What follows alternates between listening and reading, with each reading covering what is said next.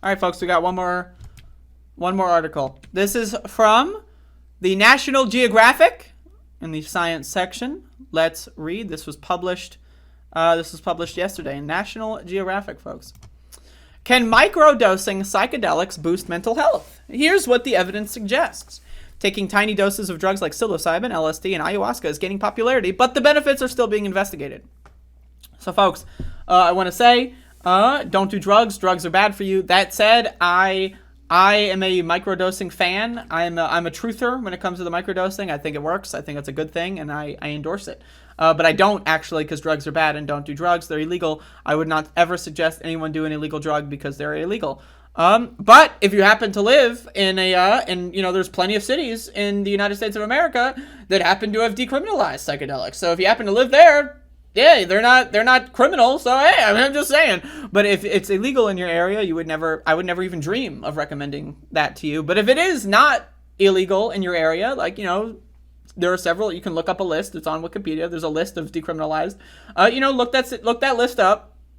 And then maybe, I'm not advocating to break a law if you're in there. So, but anyway, when Jacqueline Downs, a 43-year-old nutritionist in Lancaster, Pennsylvania, stumbled upon a concept of microdosing psilocybin or taking tiny amounts of psychedelics for a subtle effect, she immediately recalled an incident in college where a friend made tea with magic mushrooms, which contained the drug.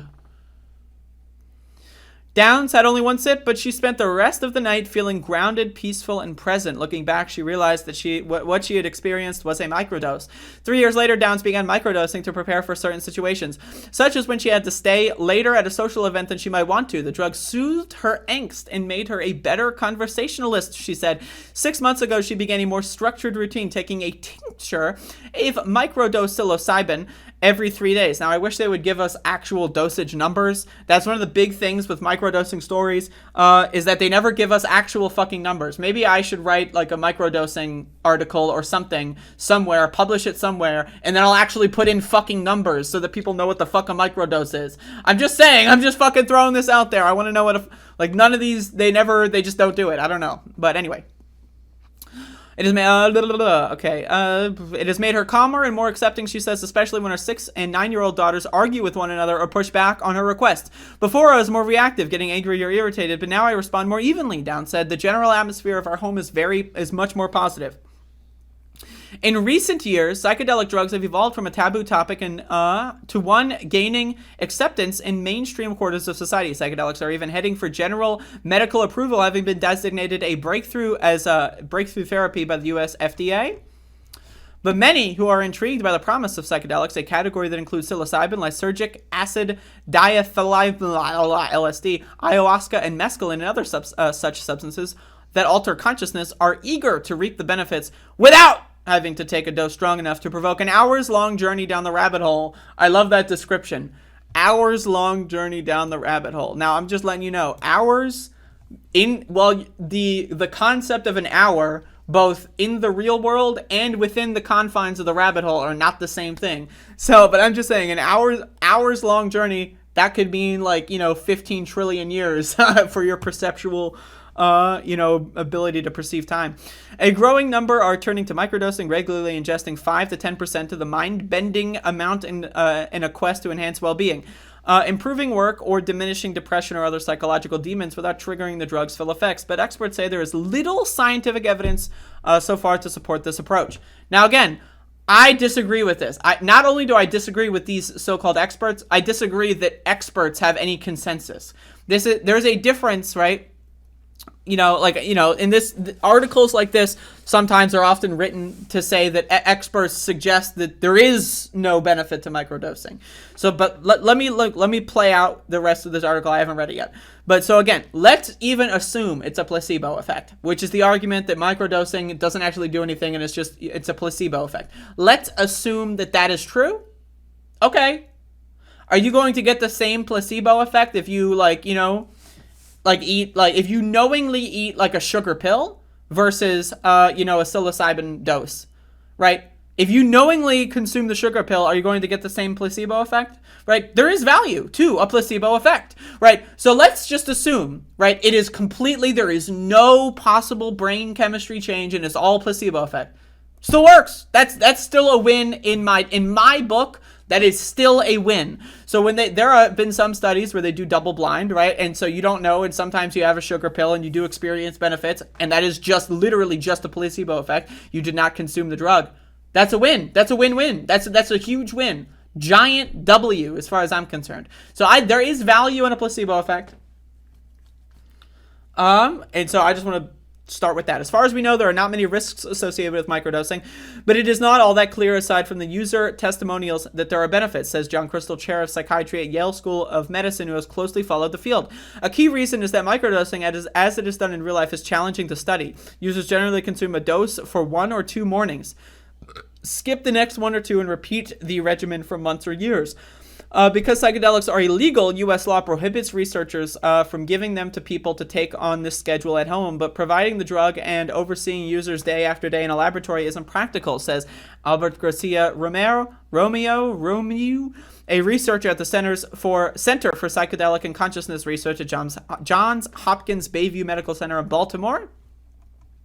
Many people who microdose consume foods or teas. Oof, wow, now that looks good. All right. That presents a problem for both scientists and the microdosers. So I want to say, yes, this is very difficult to study as of this moment in a legal, well-funded way. And that's why this is a very interesting field, because it's usually it's a vibe field. We're going off of vibes here. Not only, right, is the entire concept of having a better, having antidepressive effects of microdosing, that's all vibes, right? Not only is the whole core of the subject vibes, but the way that we view the subject, the way that we scientifically try to engage in the subject, it's also vibes. This whole thing is vibes. We're just coasting on vibes, bro. So you need to understand that. That's a huge thing.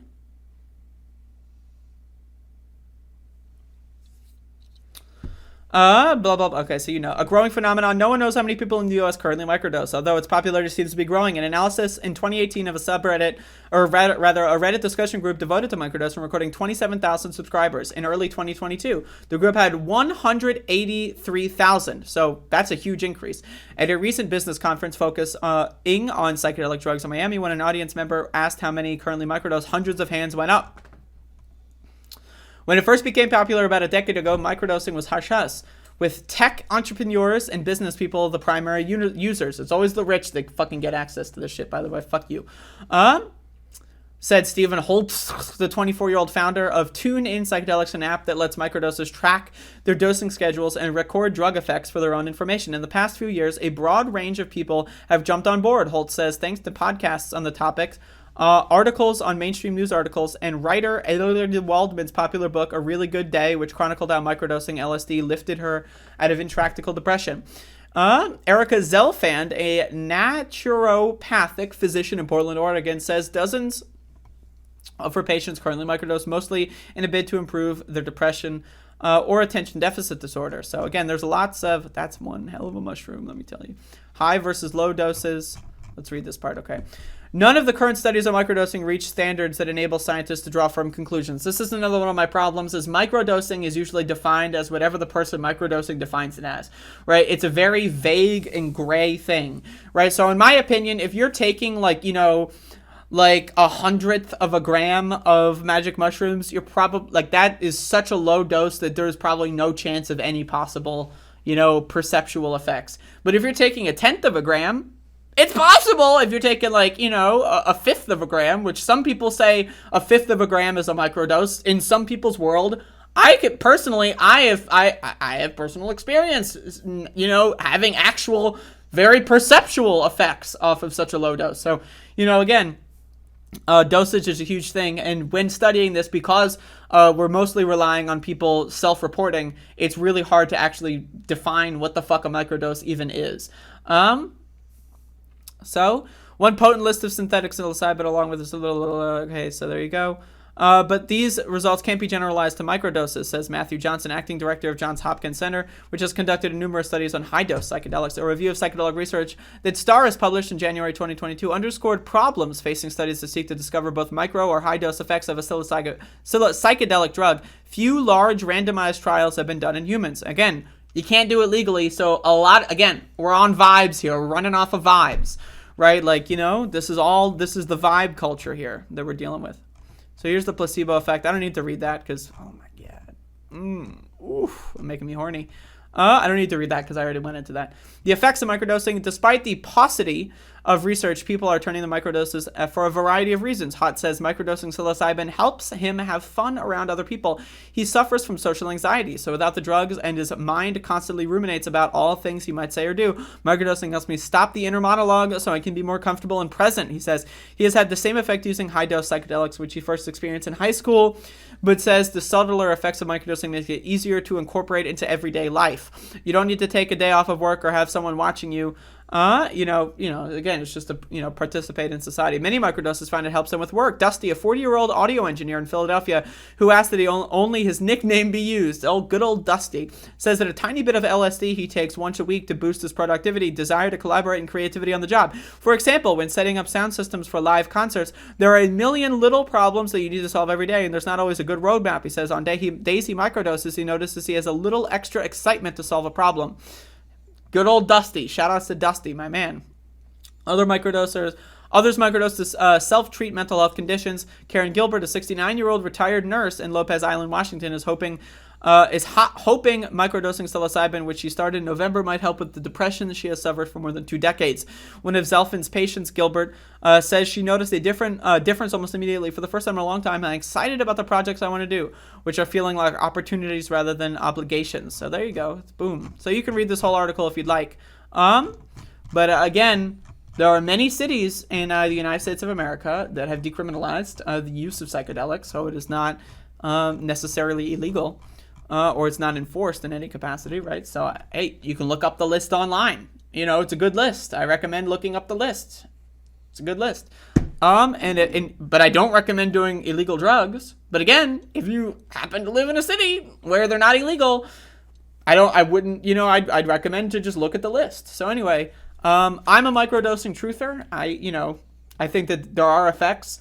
But again, it's for the science. Because of the DEA literally just existing, right, and the federal government being garbage in this country when it comes to science and drugs and stuff, we're gonna see a lagging amount of official science research on this. And again, always be careful. Start small, don't start big. If you have to go to work in 2 hours, don't do a big dose where you're gonna forget where you are or something.